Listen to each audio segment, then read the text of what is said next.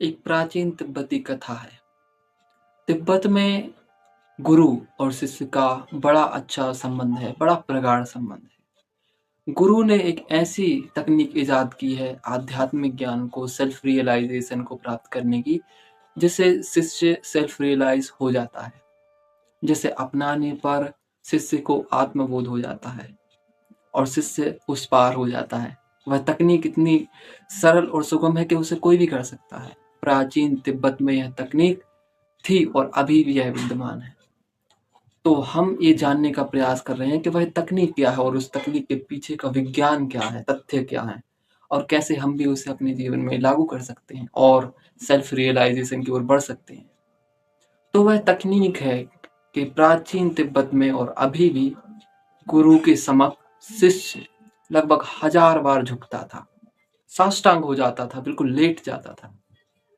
और शिष्य के लेटने में ऐसा क्या है कि उसे सेल्फ रियलाइजेशन हो जाता, आध्यात्मिक बोध हो जाता था।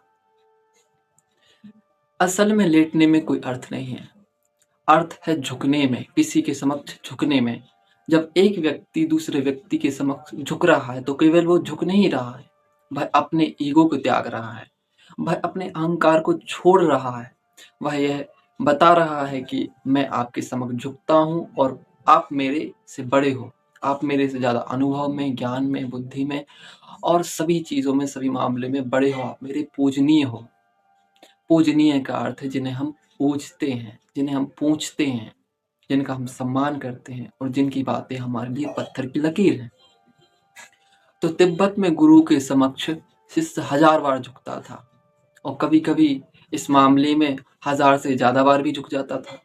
5-5 हजार बार झुकेगा शिष्य। तो जब एक व्यक्ति दूसरे व्यक्ति के सम्मुख झुकता है तो वो झुकता नहीं है सिर्फ, वह अपने अहंकार को त्यागता है। और पूरा जो मेडिटेशन है, पूरी स्पिरिचुअलिटी है, वह अहंकार को त्यागने पर, तोड़ने पर ही बेस्ड है कि कैसे अहंकार टूटे, कि कैसे अहंकार को विदा कर दिया जाए। और अहंकार के टूटते ही आनंद की वर्षा होती है, आनंद हमारे जीवन में आ जाता है। और हर एक व्यक्ति आनंद के पीछे उतावला है। उसे संगीत में आनंद आता है, उसे एक्टिंग में, उसे फिल्मों में, उसे अलग अलग चीजों में आनंद आता है। किसी को फोटोग्राफी में आनंद आता है, किसी को गाने में, किसी को नाचने में आनंद आता है, तो किसी को बजाने में। पर ये आनंद आ कहाँ रहा है? ये आनंद आ रहा है हमारे भीतर। हमारे भीतर आता है, परंतु कुछ कुछ मात्रा में आता है, बहुत बड़ी मात्रा में वह इसीलिए नहीं आता है क्योंकि हमारा अहंकार उसमें बाधा है। हमारा अहंकार एक बैरिकेड का काम करता है। अवचेतन मन में कुछ ऐसा ये काम करता है पीछे से रहकर कि आनंद को यह ब्रेक कर देता है और आनंद को हम पूरी तरह से रियलाइज नहीं कर सकते हैं, पूरी तरह से जी नहीं सकते हैं। और प्राचीन तिब्बत में यह तकनीक इसीलिए बनाई गई थी क्योंकि इससे धीरे धीरे करके शिष्य का जो भी अहंकार है, ईगो है, अहम है, मैं है, वह विसर्जित हो जाए, वह विसर्जित हो जाए, वह रिजॉल्व हो जाए, धीरे धीरे करके वह टूट जाए, मिट जाए। और फिर एक दिन ऐसा आता है कि शिष्य का अहंकार पूरी तरह से टूट जाता है और शिष्य को आध्यात्मिक ज्ञान की प्राप्ति होती है और वह भी एक मास्टर बन जाता है। तिब्बत में उनके प्रमुख धर्मगुरु हैं, 14वें धर्मगुरु हैं तेंजिन ग्यात्सो, जिन्हें हम दलाई लामा के नाम से भी जानते हैं।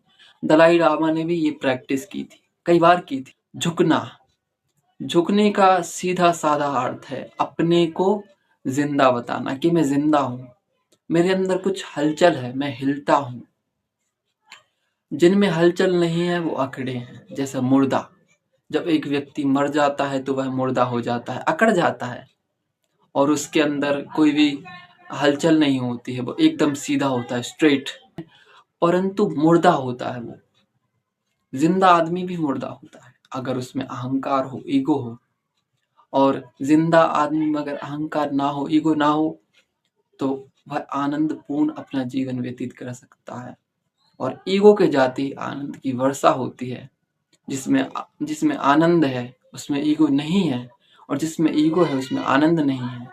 जैसे एक मैदान में दो तलवारें नहीं जा सकती है, वैसे एक स्थान पर ईगो और आनंद दोनों साथ में नहीं रह सकते हैं।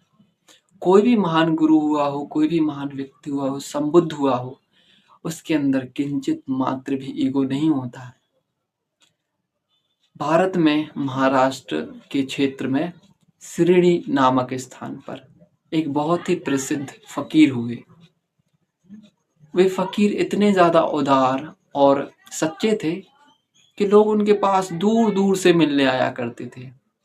परंतु शिरडी वाले साईं बाबा, उनका नाम था शिरडी वाले साईं बाबा, लोग दूर-दूर से उनसे मिलने आया करते थे। अच्छे लोगों के साथ-साथ हर समाज में बुरे लोग भी होते हैं। तो वहीं पर एक व्यक्ति था कुलकर्णी सरकार, वह शिरडी का मुखिया था। वह शुरुआत से ही, बचपन से तो नहीं लेकिन 14 वर्ष की उम्र से साईं बाबा वहाँ पर रह रहे थे, शिरडी में गए थे। तो कुलकर्णी सरकार बहुत परेशान करता, बहुत बेइज्जती करता साईं बाबा की।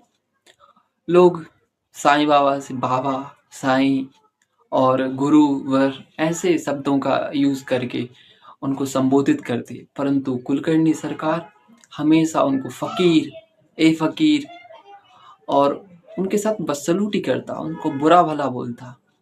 हालाँकि कालांतर में उसका भी हृदय परिवर्तन हुआ और उसने भी अपने अहंकार को त्यागा और साईं बाबा की शरण में आ गया। साईं बाबा इतने उदार थे कि उन्होंने कभी कुलकर्णी सरकार को कुछ भी गलत ना कहा। इवन बुद्ध को भी, बुद्ध के ऊपर चट्टानें सरकाई गईं, उनको मारने का प्रयास किया गया, उनको भी बुरे भले काफ़ी लोगों ने शब्द कहे, परंतु बुद्ध कभी भी अपने मार्ग से डिगे नहीं, वो हिले नहीं, वो डटे रहे। तो यह तकनीक बहुत ही ज़्यादा कारगर है। आपके अंदर अगर ईगो है तो आनंद कभी आ नहीं सकता, ये मेरी गारंटी है। और ईगो को त्यागो तो आनंद सम्मुख खड़ा है। अगर आप किसी और के सम्मुख नहीं झुक सकते हो तो अपने माता-पिता के सम्मुख झुक जाओ। आप ईश्वर को नहीं मानते हो तो आप अपने माता-पिता को ही मानो, उनका ही सम्मान करो, उन्हीं के चरणों में अपने मस्तक को रख दो और आनंद एक दिन झरेगा। आनंद आपको भी एक दिन प्राप्त होगा, मुझे यकीन है। और पूरी स्पिरिचुअलिटी इसी पर बेस्ड है कि कैसे अहंकार को त्यागा जाए, कैसे ईगो को नष्ट किया जाए। ईगो को नष्ट करने की अलग-अलग तकनीकें हो सकती हैं। मैंने आज आपको एक तकनीक बताई कि आपको झुकना है, झुकना सीखना है, तभी यह प्रमाणित होगा कि आप ज़िंदा हैं, वरना हमें अपनी मनुष्यता को जीवित रखना है और धर्म को जीवित। तो आज की इस वीडियो में इतना ही। आगे हम जानेंगे नए सूत्रों को। हम मिलेंगे अगले वीडियो में।